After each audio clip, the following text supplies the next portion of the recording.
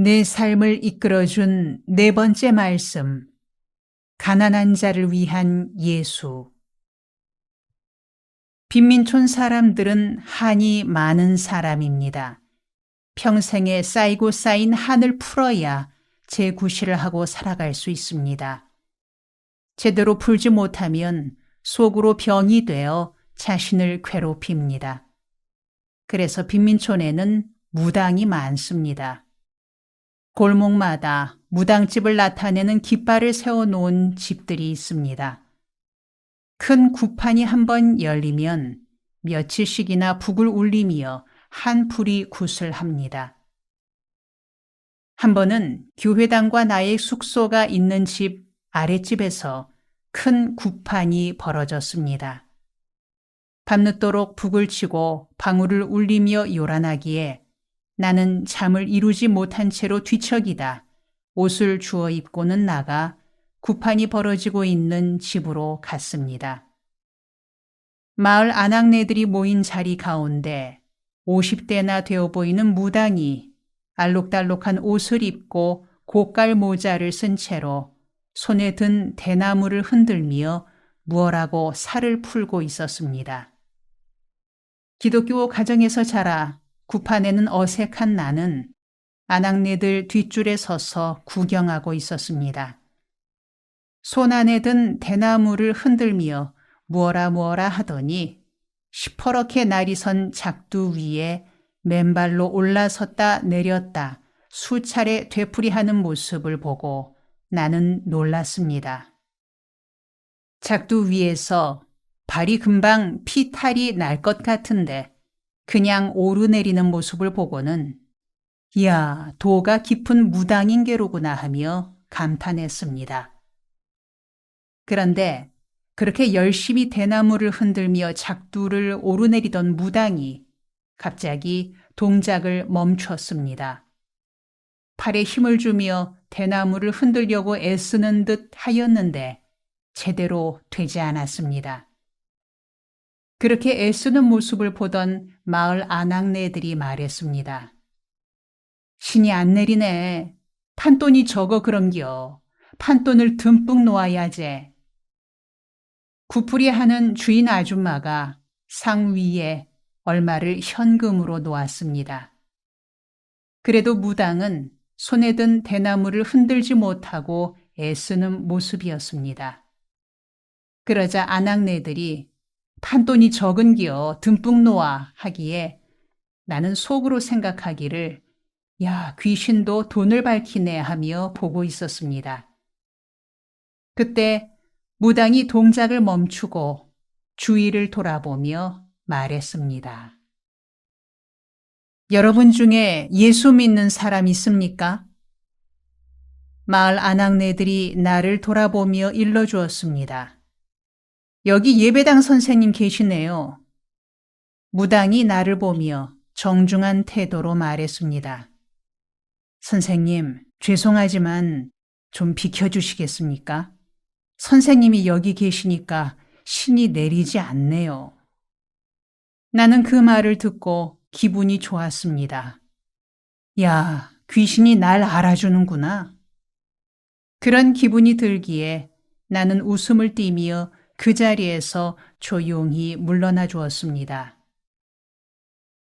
그런데 그 무당의 다음 행동이 나를 감동시켰습니다. 2달여 지난 어느 주일 예배에 모르는 분이 가족들을 모두 데리고 주일 예배에 출석했습니다. 모두 새 옷을 입고 앞자리에 앉아 예배드리는 6명의 가족이 신기하여 광고 시간에 내가 물었습니다. 어쩐 일로 전도받지도 않았는데 가족 전체가 제 발로 교회로 나오시게 되었는지요? 호주되는 분이 그 무당 이야기를 일러주었습니다. 가정의 우환이 잦고 손재수가 빈번하고 어쩐지 뒤숭숭하기에 그 무당을 모시고 3일 굿을 열었는데 무당께서 3일 굿을 다 마친 후에 마지막에 이르기를 이 집이 집안 절단날 운세인즉 그 재난을 피하려면 저기 보이는 저 교회로 나가야 한다라고 일러주며 우리 활빈 교회를 가리켰다는 것입니다. 그래서 그 말을 듣고 집안 절단 나지 않으려고 토요일에 온 집안이 목욕 재개하고 주일에 새 옷을 입고 교회로 나왔노라 하였습니다. 나는 그 말을 듣고 신기한 느낌이 들었습니다. 아니, 우리 교회가 무당 전도사를 둔 게 아닌가? 어떻게 무당이 교인을 교회로 보내주는가? 나는 신기하기도 하고 고맙기도 하여 그 무당을 찾아가 고맙다는 인사라도 드려야겠다고 생각했습니다. 그러나 바쁜 나날이어서 찾아가는 날짜를 미루고 있었는데 어느 날 골목에서 그 무당을 만나게 됐습니다. 나는 걸음을 멈추고 얌전히 고맙다는 인사를 했습니다. 그렇지 않아도 찾아뵙고 고맙다는 인사를 드리려 하였는데 차일피일하다 늦어졌습니다. 지난번 교인 한 가정을 보내주셔서 대단히 감사합니다. 별 말씀을요. 같은 업자끼리 서로 협력해야죠. 마음 쓰지 마셔요. 무당이 나와 자기가 같은 업자라 하여 웃음이 나왔습니다. 자기는 사명대사 신 섬기고 나는 예수신 섬기는 처지니 같은 업자라는 뜻인 것 같았습니다. 같은 업자이니 나는 구판에서 비켜주고 자기는 단골 고객을 교회로 보내주고 서로 협조하고 살자는 것이었습니다. 그런데 무슨 말을 할 듯 하기에 귀를 기울였더니 그 다음 말에 내가 은혜 받았습니다. 저도 지금은 이러고 있습니다만 언젠가는 예수신 앞으로 나가야죠. 저도 예수신이 참 신인 줄 알고는 있습니다. 나는 그 말에 감동하여 업어주고 싶은 심정이었습니다. 청계천 빈민촌에 교회를 세우게 될 때에 약간의 예산을 가지고 들어갔습니다. 이 정도 금액이면 1, 2년은 버티겠지 하는 마음이었습니다. 그러나 가정 방문하며 만나게 된 환자들을 병원으로 모시고 가서 치료받게 하고 약 사다 드리고 굶는 집에는 22kg짜리 밀가루 한 포를 사다 드려 굶주림을 면하게 해드렸습니다. 그러기를 몇 달간 계속하고 나니 7, 8개월이 지나 예산이 동이 나게 됐습니다. 어쩔 수 없이 내가 굶게 됐습니다. 3일을 물만 마시며 굶은 후에 주일이 와서 예배드린다고 강대상 앞에 섰는데 교인들의 얼굴이 밥그릇처럼 보이고 아이들의 얼굴은 반찬 그릇처럼 보이는 정도였습니다. 예배 인도를 마칠 즈음에는 기운이 지나여 그 자리에 주저앉고픈 마음뿐이었습니다. 이에 생각하기를 설교도 주민 봉사도 굶고는 못하겠구나. 내가 주민 살리겠다고 빈민촌으로 들어와서 나 자신이 굶게 되었으니 이 위기를 어떻게 이겨나가야 할까를 곰곰이 생각하게 되었습니다. 그래서 생각난 것이 넝마주의입니다. 마침 교인 청년 중에 넝마주의로 살아가고 있는 청년들이 있어 그들에게 물었습니다. 어이 젊은이들, 나도 자네들과 같이 넝마주의로 나서고 싶은데 어떻게 하면 쓰겠나? 자네들이 나를 좀 도와주면 좋겠는데 하고 어렵사리 입을 떼었더니 그들은 눈이 휘둥그레지며 말했습니다. 아니 전도사님, 넝마주의를 아무나 한답니까? 우리 같은 무지랭이들이나 하는 것이지 전도사님 같은 먹물, 즉 지식인이 하는 일은 아니구먼요. 이렇게 완강히 나오기에 나는 내가 넝마주의를 하고자 하는 이유를 차근차근 일러주었습니다. 내 말에 수긍하게 되자 넝마주의가 되는데 필요한 사항들을 일러주었습니다. 1. 첫째는 망태 하나부터 사야 합니다. 값이 900원입니다. 2. 둘째, 집게가 필요합니다. 값이 40원입니다. 3. 셋째, 중고품 니아까, 즉 손수레가 있어야 합니다. 3만 원 정도면 중고품으로 구할 수 있습니다. 4. 쓰레기 더미에서 신고 일할 수 있는 군화 같은 신발이 필요합니다. 이런 식으로 일러주기에 하나하나 준비하여 나도 넝마주의 패거리의 한 사람으로 끼어들 수 있었습니다. 새벽 기도를 마치고 망태 메고 집게 들고 나서서 우리들의 나와바리, 즉 구역인 뚝섬 쪽으로 갑니다. 우리들의 나와바리, 즉 구역은 뚝섬에서부터 광장동 워커힐까지였습니다. 뚝섬 지역에는 공장들이 많아 공장에서 버린 쓰레기에는 쇠붙이, 비닐, 종이들이 많았습니다. 종이에도 종류가 있습니다. 가장 값나가는 종이는 누렁이라 해서 노란색의 세면포대, 밀가루 포대 등이고 신문지나 책들이 다음입니다. 그러나 광고지는 코팅이 돼 있어서 쓸모 없는 종이입니다. 뚝섬에 이어 화양동 지역에는 수도 여사대, 건국대학이 있어 학교에서 버리는 폐지들이 많아 우리에게는 수지 맞는 자리였고, 광장동에는 장로회 신학대학과 고급 아파트들이 있어 쓰레기통에서 건질 것이 적지 않았습니다.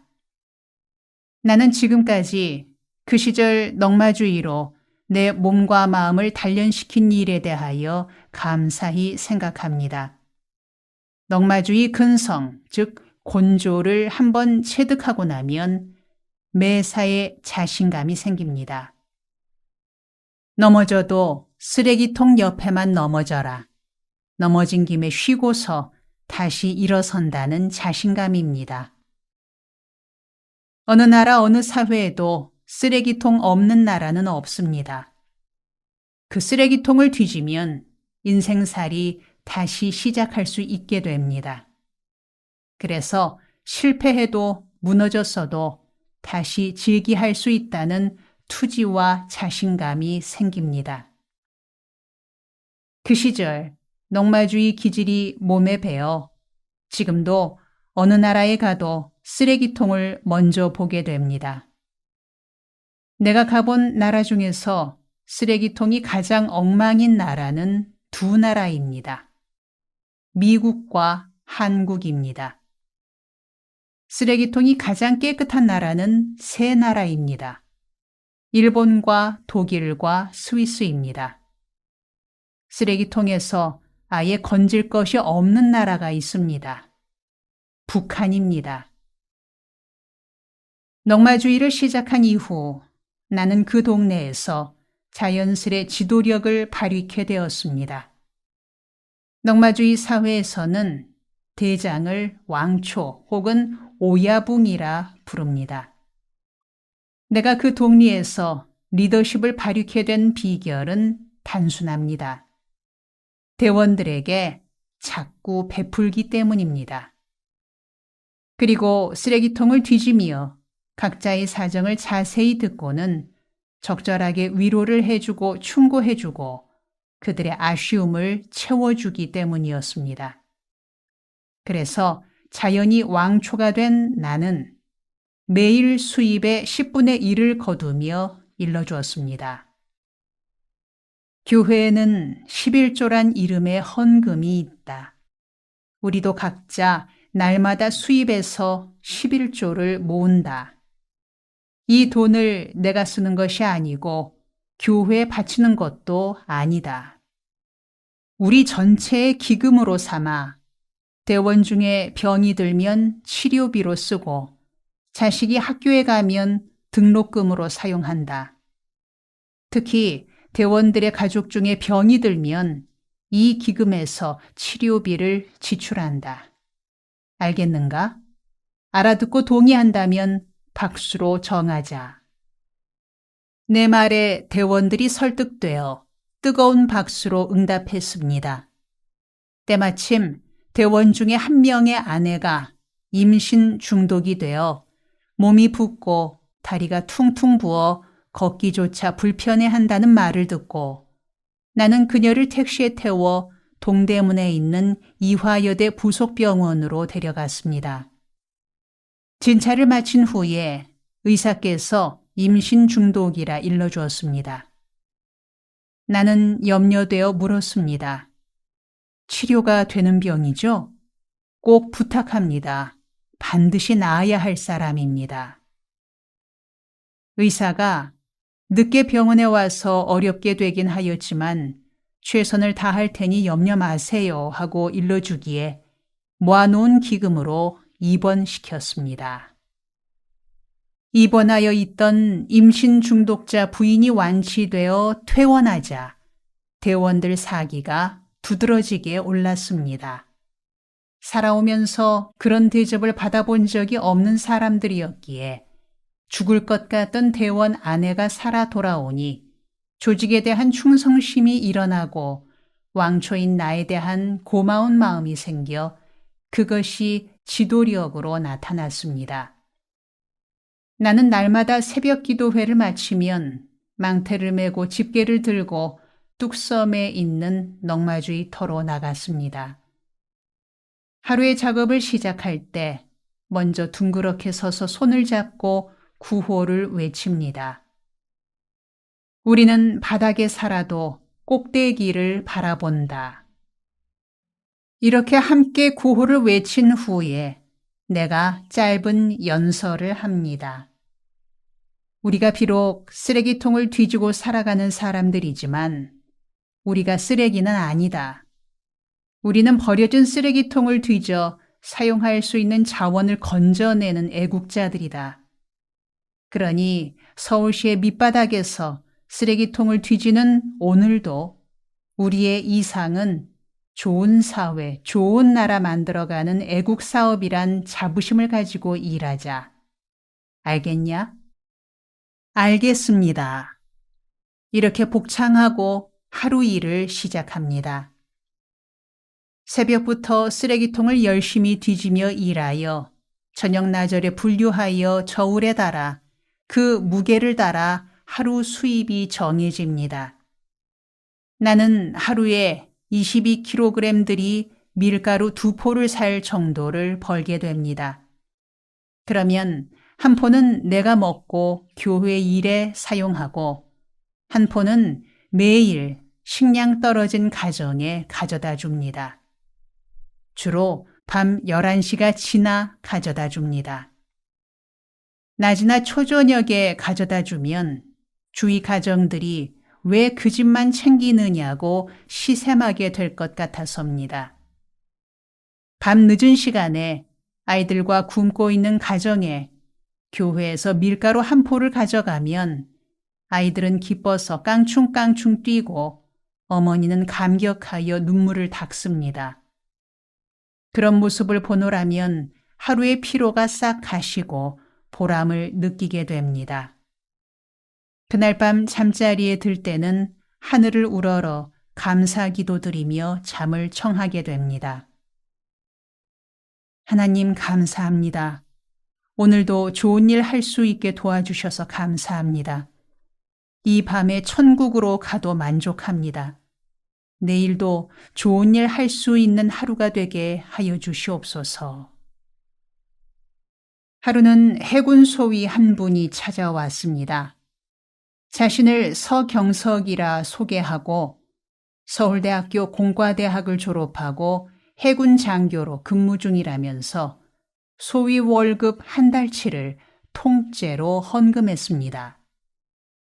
그 시절엔 나 혼자 고립무원한 상태로 넝마주의로 하루하루를 견뎌 나가던 시절이어서 서경석 소위의 그런 마음이 큰 위로가 되었습니다.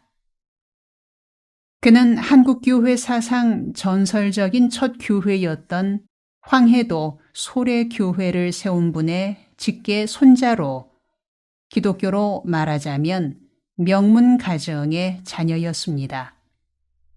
그는 달마다 한 차례 와서 하룻밤을 자며 교회 일과 나랏일에 대하여 밤늦도록 이야기를 나누곤 했습니다. 그의 소개로 젊은이들이 와서 돕게 됐습니다. 주로 세문안 교회와 서울대학, 이화여대 학생들이었습니다. 그 시절 일이 고마워 나와 그는 평생 동지로 지나고 있습니다. 하루는 키가 자그마하고 야무지게 생긴 대학 퇴학생이 방문했습니다. 제정구라 이름을 소개하고 서울대학교 정치학과를 다니다 반정부 시위 주동으로 퇴학당하여 할 일 없이 지낸다고 했습니다. 그는 첫 번 대면한 자리에서 기독교는 제국주의의 앞잡이로 조국 통일의 저해 요소라 기염을 토했습니다. 나는 그의 반기독교적인 발언을 수긍하면서 일러주었습니다.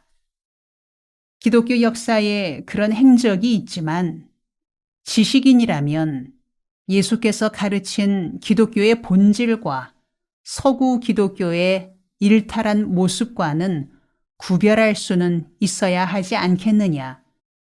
서구 기독교의 일그러진 모습과 기독교의 본질은 구별되어야 한다.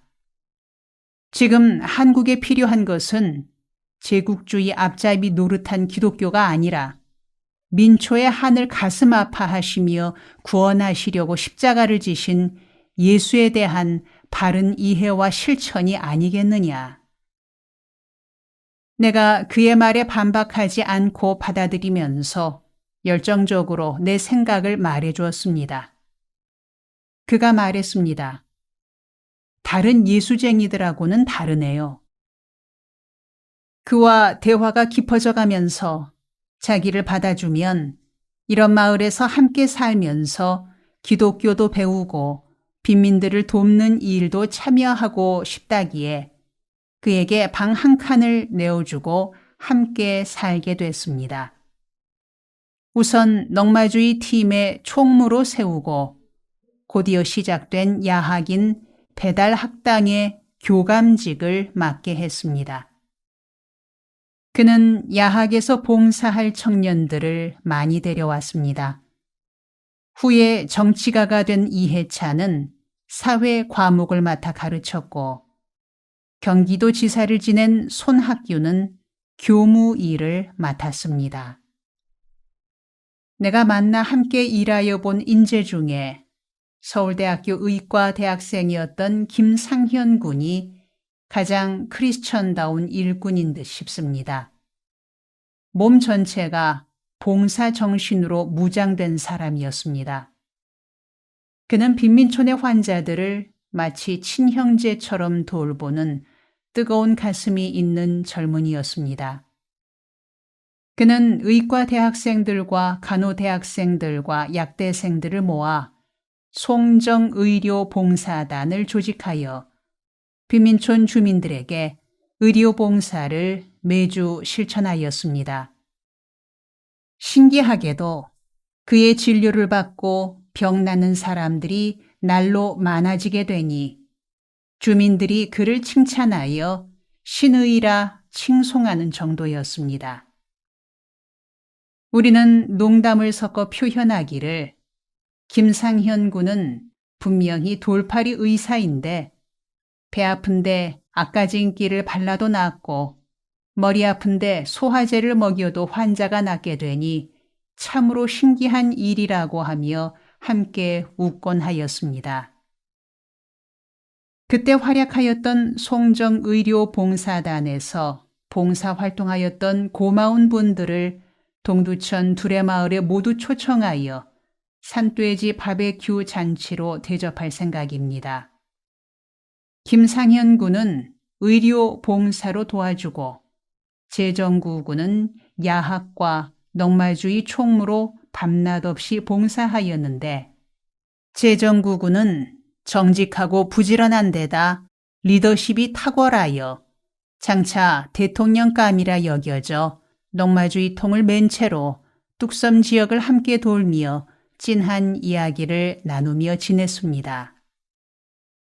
그런데 그가 어느 날 나에게 심각하고 진지한 얼굴로 세례받겠다기에 나는 내심 놀라면서 아니 제국주의 앞잡이 되려 그러느냐고 웃으며 물었더니 기독교 복음의 진수를 깨닫게 되었다면서 형님께 세례받겠다기에 온 교인이 축복하는 가운데 세례식을 베풀었습니다. 세례받은 후에 막걸리 대포 한 잔을 나누면서 그가 내게 어쩜 예수 믿으란 소리를 한 번도 안 할 수 있느냐고 투정조로 묻기에 일러주었습니다. 자네가 예수 믿으란다고 믿을 사람인가? 자네 마음 속에 복음이 저절로 자리 잡게 되기를 기도하며 기다린 거제. 그런데 제정구군에게 치명적인 약점이 한 가지 있었습니다. 담배였습니다. 식사만 마치면 즉시 밖으로 나가 담배를 피우고 들어오고 하기에 담배를 제발 끊으라 권했습니다. 그러나 그는 자기는 중학교 2학년 때부터 담배를 피웠으니 담배만큼은 이해해달라 하면서 식후 불연이면 3초 안에 심장사라 하며 담배 피우기를 정리하지 못했습니다.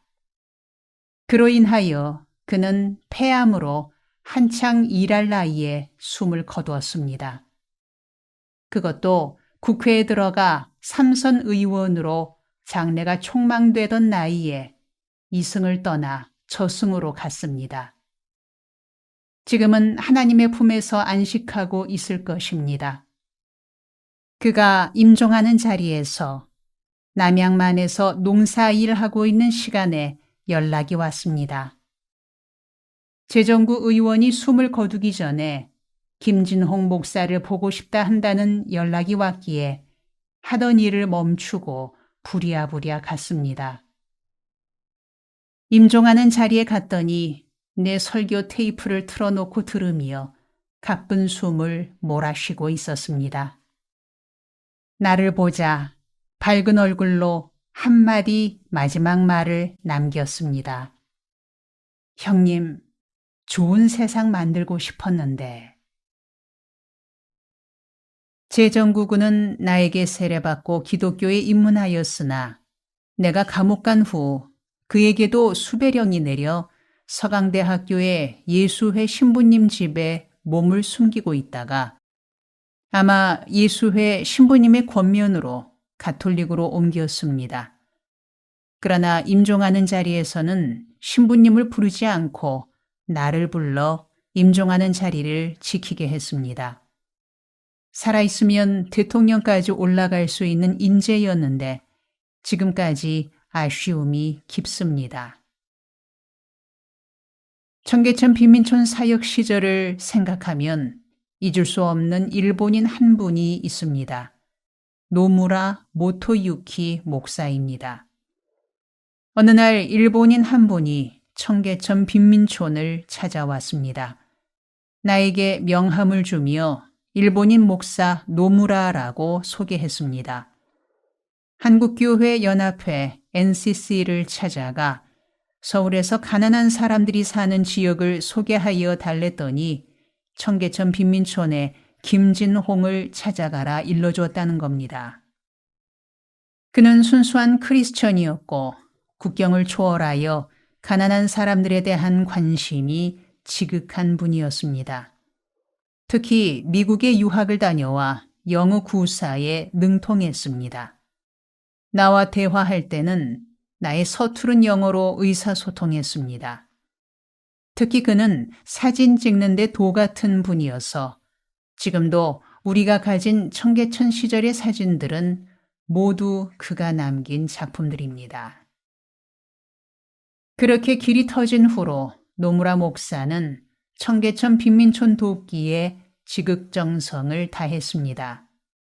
1년에도 두어 차례씩 방한하여 일본에서 배달학당 학생들이 사용할 학용품, 마을 유치원 아이들의 장난감 등등 온갖 선물을 가져와 선물 보따리를 풀었기에 항상 주민들의 대환영을 받았습니다. 내가 마을 안에 의지할 곳 없는 환자들을 방문할 때 그와 함께 가서 환자의 손을 잡고 기도드리곤 했습니다. 그가 기도드릴 때면 하염없이 눈물을 쏟으며 기도드렸기에 내가 감동했습니다.